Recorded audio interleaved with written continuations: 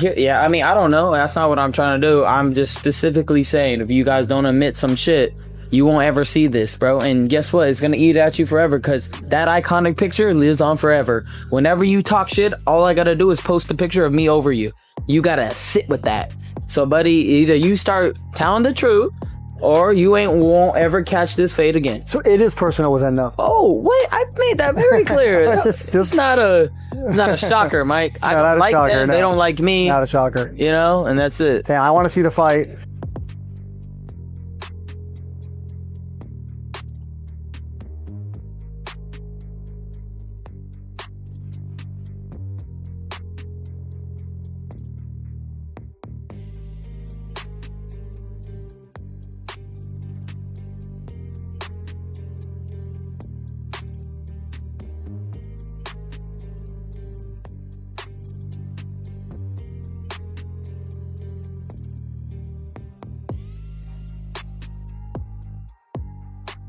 And Haney don't want to fight me. Like, you guys got to stop asking about Haney.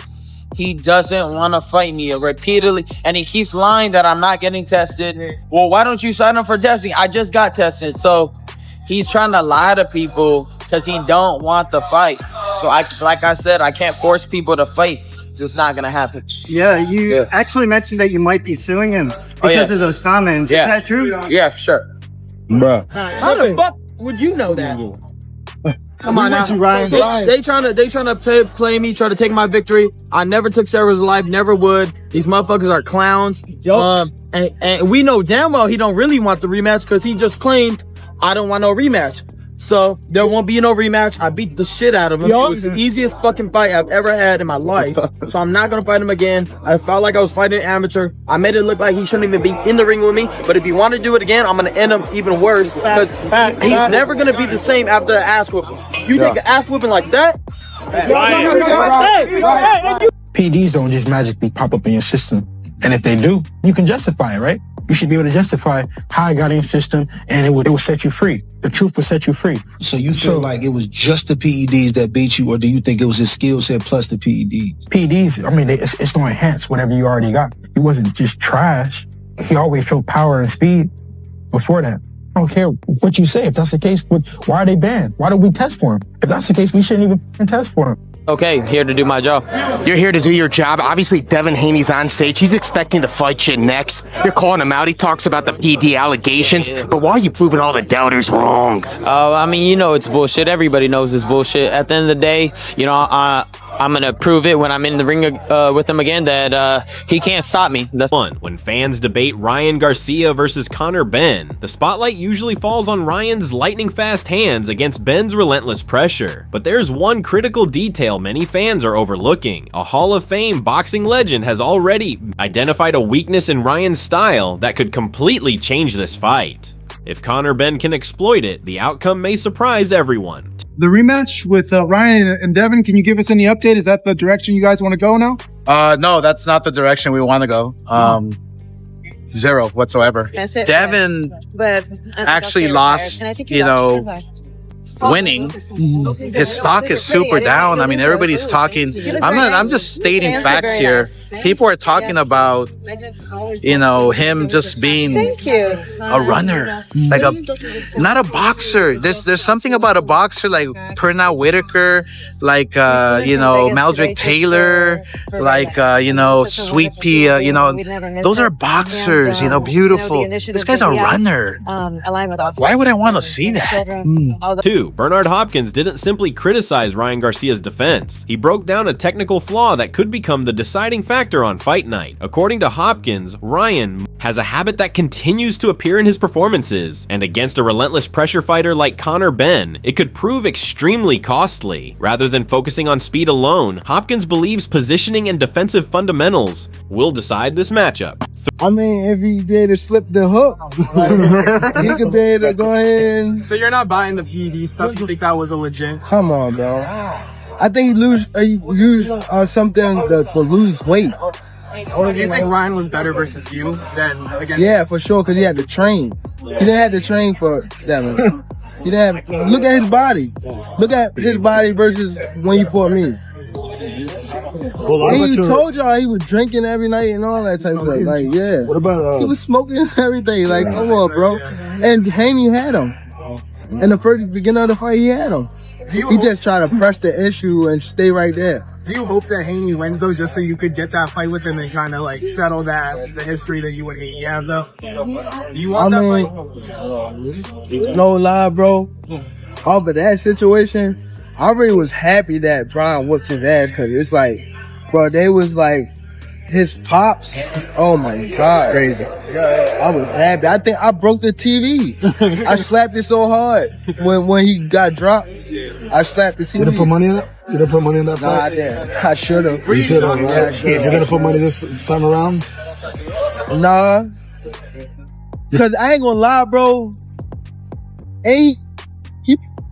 Nah, I don't want. The issue begins with what Hopkins describes as Ryan's upright stance. Instead of staying low with bent knees and a balanced base, Ryan often stands tall while attacking. Hopkins warned that this posture keeps Ryan's chin high and limits his defensive movement. Against elite pressure fighters who constantly move forward, remaining upright can make it easier for opponents to close the distance, slip inside, and land clean shots. I think that was set up, you know, in case they lost. That's how I truly feel.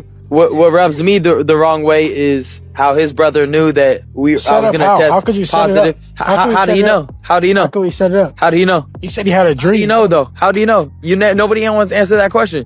He didn't know. He didn't know. The shit that the fact that when you guys aired it out, ESPN, you was with ESPN. Where in Connecticut? Was you at the headquarters? I was in LA. What are you talking about? You was in LA though, right? But that was quick. In LA. I live in LA. For them to announce the fact that he was popped on. I live in LA. I went to the headquarters. You said I was in Connecticut. You don't know what you're talking about. No matter what it was, headquarters. No matter what it was, but the main headquarters in Connecticut. I went to the one in LA. I thought you was gonna be in the main one. My bad. No, I didn't. I went to LA.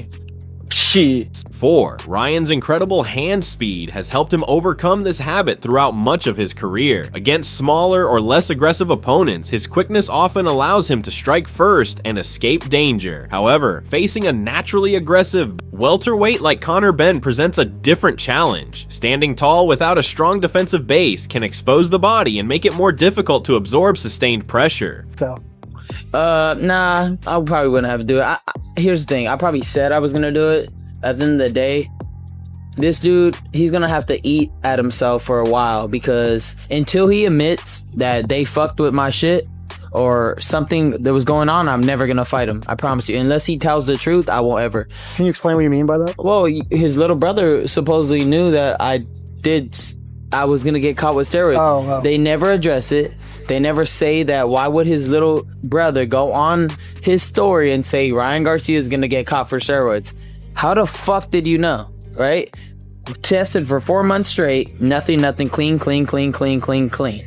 Fucking all of a sudden, fucking 3 weeks, 4 weeks after the fight, oh yeah, by the way, Ryan got caught with steroids. Wouldn't you have found that right away? You know? Especially if you tested before and after. Like, there's a lot of little sketchy things to that. And like I said, bro, I won't ever fight them again unless they start telling the truth. Hopkins also highlighted another concern, Ryan's tendency to retreat in straight lines under pressure. Rather than circling away and creating new angles, he sometimes backs straight toward the ropes with his chin still high. That's exactly the type of movement a pressure fighter like Conor Benn looks to exploit, and excels at cutting off the ring, limiting his opponent's escape routes, and forcing exchanges in close quarters where his pressure becomes most effective. Yeah, no, I mean, you're still surprised, still trying to figure out, you know, where you went wrong. Yeah, I mean, you're just trying to figure it out. When did you first get wind that his urine was dirty? One day, I was just going to Chipotle, and I was just like, Your boy said Chipotle. I was going to Chipotle, and then my lawyer called me. I was like, man, I don't feel like talking right now. And then my dad called me. He like, hey, you talk to John? I'm like, nah, I ain't talk to him. And then he like, I'm about to put on a 3-way. And then that's when he told me. What was you thinking? I left Chipotle. I know that. Did you get your food? Huh? Did you get your food? No, I didn't get my food. You didn't even order? No. So I'm out. I couldn't believe that shit. I'm like, everything just started, making sense. Sometimes you get some closure, sometimes you don't.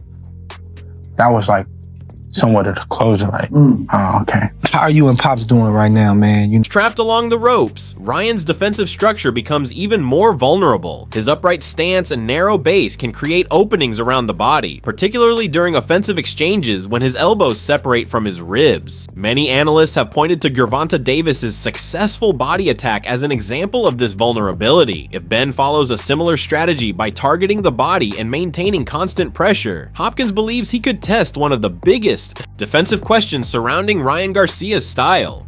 It's not, let me make this perfectly clear. It's not going to take 365 days to get him in the ring, so it won't take 365 days worth of testing. So we can throw the 365 days out. Let's not convolute the message in any way. We just want drug testing, no different than any other time that fight that Devin has been in. Cool. Okay. It was drug testing that got him popped, wasn't it? So let's do it again. Yeah, so we don't have any problem with it. We said drug testing, drug testing, drug testing. That's all. Okay. So what's your thoughts? What's your thoughts on him and Ryan, like Shakur and Ryan trying to get it in? I don't. I'm here to talk about Devin Haney. Well, that's my point. Do you feel like Ryan should handle that unfinished business, or? Hey man, they both on the list. I don't care nothing about it. Whatever they talking about. We put them on the list because they all are super talented, good fighters. You know what I mean? That'll prove that Devin should be on the Mount Rushmore boxing when it's all said and done. That's it. That's all. You said this is the biggest fight in boxing. Why do you think it is? I mean, I think that it's the ultimate grudge match. It has the ingredients that bring in casual fans because it's been talked about so much. It's not the fact of because of what Ryan has actually done in the sport or accomplished in the sport, but it's a lot of eyeballs that are outside, the hardcore fans. I know that there's all the hardcore fans know Devin. The hardcore fans know Ryan, but it brings a different element to the boxing game with this whole PEDs, this whole grudge match that we have with this guy.